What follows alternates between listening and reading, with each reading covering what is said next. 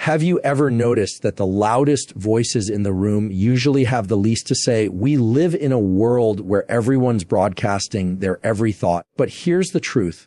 Not every opinion deserves an audience, and not every battle deserves your energy. What if the secret to winning more in life was actually saying less and working more on you? You know what I've learned? Silence is one of the most underestimated tools you'll ever have. Somewhere along the way, we started believing that if we don't respond right away, we're losing. That if we don't clap back, we look weak. But here's the truth. Silence is not weakness. It's control. It's the ability to choose your moment instead of letting your moment choose you. Most people talk because they're uncomfortable with the space in between. You've been in that argument before. The one where someone throws a jab at you and you feel that fire in your chest. Your brain starts writing your comeback before they even finish their sentence. That's impulse. That's ego. And that's exactly when you give away your power. Because now they're not reacting to you. You're reacting to them. Silence flips a dynamic. When you pause, you're not just holding your words. You're holding the room. You're making space for your thoughts to catch up to your emotions. And in that space, something shifts. You start thinking, is this worth my energy? Is this worth my peace? 9 times out of 10, the answer is no. I've had moments where someone tried to bait me into a fight, whether it was with their tone, their words, or just their attitude. And believe me, my first instinct was to fire back. But when I stayed quiet, I noticed something interesting. They kept talking. They kept swinging. And eventually they realized they were shadowboxing. It's hard to fight someone who refuses to get in the ring with you. Silence also makes people wonder. When you don't bite at every provocation, it sends a subtle message. You don't control me. Think about the last time you texted someone something emotional and they didn't reply right away. That waiting space, that's power, not manipulative power, self-control power. The kind that says, I decide when and how I engage. Now, some people confuse silence with avoidance. That's not what I'm talking about. I'm not saying ignore problems, bury your feelings, or let people walk all over you. I'm saying pick your moments. Address things when you're steady, not when you're boiling. Because if you respond from a place of anger, your words will outrun your wisdom. And once they're out, you can't take them back. The beautiful thing about silence is that it's not passive. It's active restraint. It's you taking the wheel back from your emotions. You might feel like you're losing in the moment, but long term, you're building a reputation. People learn, you don't get pulled into petty drama. You don't waste breath on nonsense. You speak when it matters. And when you finally do speak, people listen. I'll give you a personal example. There was a time I sat in a meeting where someone openly criticized my work in front of everyone. I could feel my ears getting hot. I wanted to jump in, defend myself, prove them wrong on the spot. But instead, I just nodded. I let them finish. And then I didn't say a word. You know what happened? Later that day, 3 different people came up to me and said, I can't believe how calm you stayed. I hadn't planned that reaction to impress anyone, but it stuck with me. My silence in that moment said more about my confidence than any comeback ever could. Silence also teaches you something about the other person. When you're not filling the air with your own defense, you get to watch. You see how they react when they don't get a rise out of you. You notice their patterns, their triggers, their insecurities, and suddenly you have more information than you would have if you jumped in swinging. But here's the real kicker. Silence doesn't just protect you from others. It protects you from yourself. We all have moments where we'd like to rewind and take back something we said. When you practice silence, those moments happen less and less. You start to feel lighter because you're not carrying the weight of regrets or apologies that could have been avoided with just a few seconds of pause. And over time, silence becomes second nature. You stop feeling the need to prove yourself in every conversation. You stop letting other people's energy dictate yours. You start realizing that not every hill is worth dying on, and not every comment is worth climbing that hill for in the first place. The more you practice it, the more you realize the most confident person in the room isn't always the one talking. Sometimes it's the one sitting back, listening, and choosing their moment. Because in a world where everyone's rushing to speak, the one who waits wins. When you start focusing on yourself, you start realizing just how much time you've been wasting on things that don't actually matter. It's kind of like cleaning out a closet you haven't opened in a year. You pull out all this stuff and think, why did I even keep this? That's exactly what happens when you get clear on your priorities. You see all the noise you've been carrying around and you start letting it go. The truth is, focus is fuel. It's not just about paying attention. It's about where you choose to spend your attention, because wherever your focus goes, your energy follows. And if your focus is scattered, bouncing between gossip, drama, and comparing yourself to everyone else, your energy will be just as scattered. That's why some people feel like they're running in circles. They're working hard, but their fuel is burning in the wrong places. I used to think focus meant just working harder, more hours, more effort, more grind. But that's not focus. That's burnout in disguise. Real focus is about intentional direction. It's waking up and asking yourself, where can I put my time today? So that 6 months from now, I'll be glad I did. That's a very different question than what do I feel like doing right now? The challenge is we live in a world that's constantly pulling for our attention. Notifications, opinions, arguments online. Everyone's waving their hands saying, look here. And if you're not careful, you end up giving your best energy to people and situations that won't matter a week from now. Focusing on yourself isn't selfish. It's recognizing that if your tank is empty, you can't go anywhere, and you definitely can't help anyone else get where they need to go. When you put your focus on yourself, your growth, your health, your goals, you start noticing something, all that background noise that used to stress you out, it starts fading. Things that used to trigger you suddenly don't feel worth it. You're too busy building something bigger. It's not that you don't care. It's that you can't afford to care about everything. I remember a stretch in my life where I was saying yes to every little thing people asked me to do. Every event, every opinion, every conversation, I was involved. And I thought I was being helpful, but what I was really doing was draining myself. My focus was everywhere, so my results were nowhere. It wasn't until I pulled back, said no more often, and started putting that same energy into my own priorities that things shifted. I got healthier. My work got sharper. My relationships improved because I actually had something left to give. And here's the thing. When you focus on yourself, some people won't like it. They'll call you distant or say you've changed, and they're right. You have changed. You're no longer available for the kind of distractions that keep you stuck. That's not arrogance. That's self-respect. If someone takes your focus personally, it's usually because they were benefiting from you being unfocused. It's not about shutting everyone out. It's about choosing what gets in.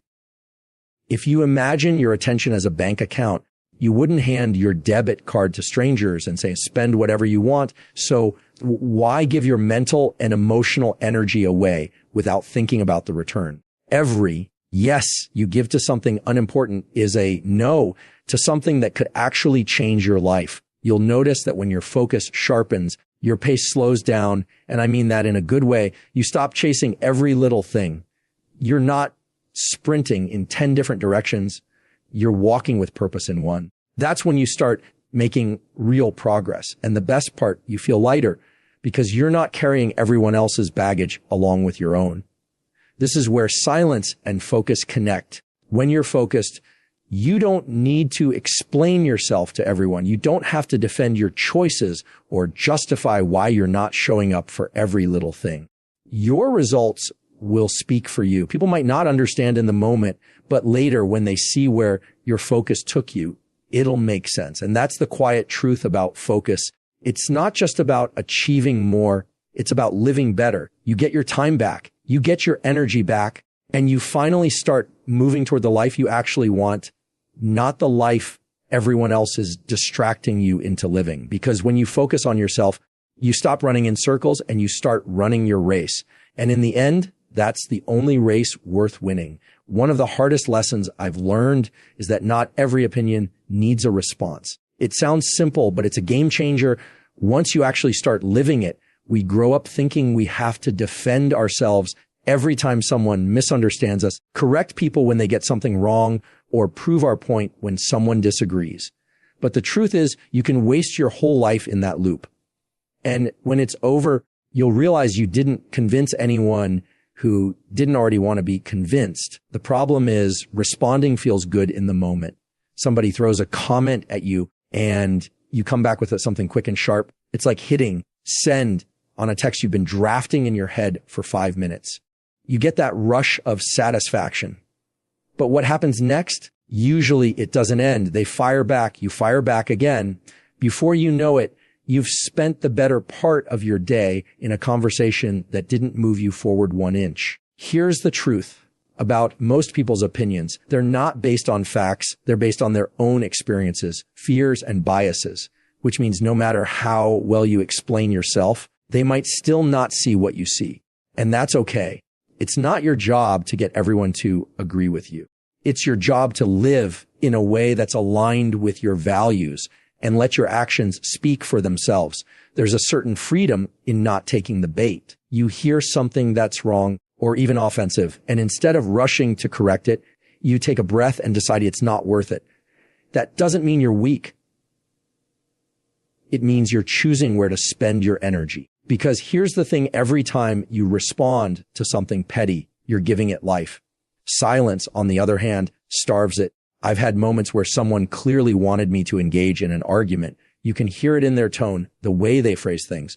But instead of diving in, I just said, all right, and moved on. And I'll tell you, nothing deflates an argument faster than someone who refuses to argue. It's like trying to start a fire with no fuel. Eventually, the sparks just die out. When you stop responding to every opinion, you also stop living for approval. Think about it. If you're constantly trying to explain yourself, what you're really saying is, I need you to see in a certain way. And when they don't, it bothers you. But the minute you realize you're not responsible for other people's perceptions, you get your power back. You start doing things because they're right for you, not because they'll be understood or applauded. It's not always easy. There are going to be times when the urge to respond is almost physical. You'll feel it in your chest. That's your ego, not your wisdom. Your wisdom knows that your time is better spent building your life than defending it. You can either spend the next hour explaining yourself to someone who's already made up their mind, or you can spend the next hour taking a step toward your own goals. One feels good for a moment. The other feels good for a lifetime. And here's something else. Sometimes the best way to win an argument is to let the other person think they've won. Not because they're right, but because it costs you nothing to walk away. You don't need the last word when you're living in a way that proves your point without speaking it. Over time, results become undeniable, even to the people who once doubted you. You'll also notice that when you stop responding to every opinion, people start being more careful about what they say to you. They realize they can't pull you into endless debates. They either step up with something meaningful or they keep it moving. And that's a filter you don't even have to ask for.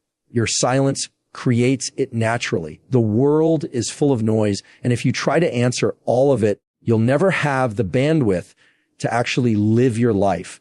There will always be someone who misunderstands you. There will always be someone who criticizes you. But the question is, are you going to spend your days chasing down every misconception, or are you going to build something so undeniable that you don't have to say a word? Because the loudest answer you'll ever give is the life you choose to live. One thing I've learned over and over is that self-work speaks louder than anything you could ever say. You can tell people what you're about all day long, but if your actions don't match, your words won't matter. People might hear you, but they won't believe you. And here's the thing, you don't need to convince them with speeches when your life is already proving the point. There's something powerful about quietly working on yourself. No announcement, no running commentary about what you're doing or why you're doing it. Just consistent effort. You hit the gym when nobody's watching. You work on your skills when no one's giving you credit. You fix your mindset in the privacy of your own head. Then one day people look up and realize you've changed, not because you told them, but because they can see it. The temptation is to narrate your progress as you go. It's natural. We want people to know we're improving, that we're trying. But the truth is the more you talk about what you're going to do, the less urgency there is to actually do it. Talking gives your brain a false sense of accomplishment. Action, on the other hand, doesn't need applause to keep going. It feeds itself. I've seen it happen in my own life. There were times I felt misunderstood, like people had the wrong idea about who I was or what I was capable of. I wanted to defend myself, lay out all my plans, explain every detail so they'd get it.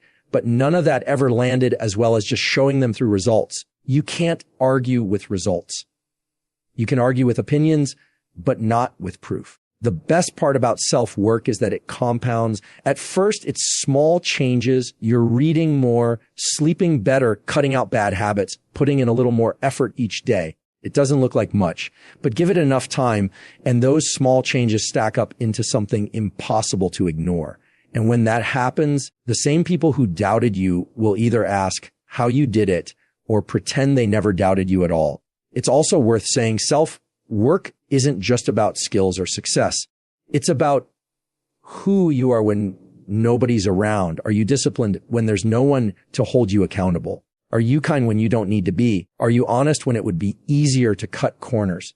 That's the work that doesn't get posted online, but it's the work that actually changes your life. The irony is when you focus on self-work, you have less time and energy to worry about other people's opinions. You're too busy becoming the kind of person you respect to chase the approval of people who might not even respect themselves. And that shift is everything. You stop performing for the crowd and start performing for your own standards. There's a quiet confidence that comes with that. You don't have to tell anyone you're putting in the work because deep down, you can walk into any room knowing that even if nobody claps, you're still proud of the effort you've been making. That's a kind of security no one can give you and no one can take away. The other thing about self-work is that it's contagious. You won't have to tell anyone else to step up. They'll just see you doing it and feel inspired or challenged to do the same. It's one of the most powerful ways you can influence people, and it doesn't require a single speech. Of course, there will be moments where you want to point out your own progress. You'll want to say, see, I told you I was working on this, but I found that the more you resist that urge, the sweeter it is when people notice on their own. That's when you know the change is real. It's not about recognition. It's about transformation. And here's the beauty of it. Once you really commit to self-work, you stop being as concerned about when people notice, because by then you've realized the real win isn't them seeing you differently. It's you seeing yourself differently, because the loudest thing you'll ever say is the life you've built when nobody was watching. I look at words the same way I look at money. They're investments. And just like with money, if you spend them carelessly, you end up with nothing to show for it. Most people throw words around like they're free. They react without thinking, explain things that don't need explaining, or fill silence just because they're uncomfortable with it. But here's the truth. Every word you say is either building something or costing you something. If you've ever walked away from a conversation thinking, why did I say that? You know exactly what I'm talking about. In the moment, it's easy to let emotions run the show. You want to be heard. You want to win the point. You want to make sure they know how you feel. But later, you realize the words you chose didn't serve you. In fact, they might have made things worse. That's why choosing your words like investments matters. When you think of words as investments, you start asking yourself questions before you speak. Will this add value to the conversation? Will this help the situation or just make me feel better for 5 seconds? Is this going to matter tomorrow? That pause is where the power is, because in that pause, you give yourself the chance to respond instead of react. I've been in situations where someone said something completely wrong about me. My instinct was to jump in, correct them, maybe even embarrass them a little for getting it so wrong. But if I'd done that, all I would have bought with those words was a short burst of satisfaction and probably a long stretch of tension. Instead, I held back, asked myself if this was worth buying into, and most of the time the answer was no. Letting it go cost me nothing, and it saved me from wasting more words on something that wasn't going to change the outcome. Here's another thing. The fewer words you use, the more impact they have. If you're constantly talking, people stop listening as closely. But if you speak with intention, people pay attention because they know you don't waste words. That's why some of the most influential people aren't the ones who talk the most. They're the ones who speak at the right moment with the right words in the right tone. The return on words isn't just in how others hear them. It's also in how you feel after saying them. Have you ever walked away from a conversation proud of how you handled yourself? That's the payoff. That's when you know you invested well. And over time, those moments stack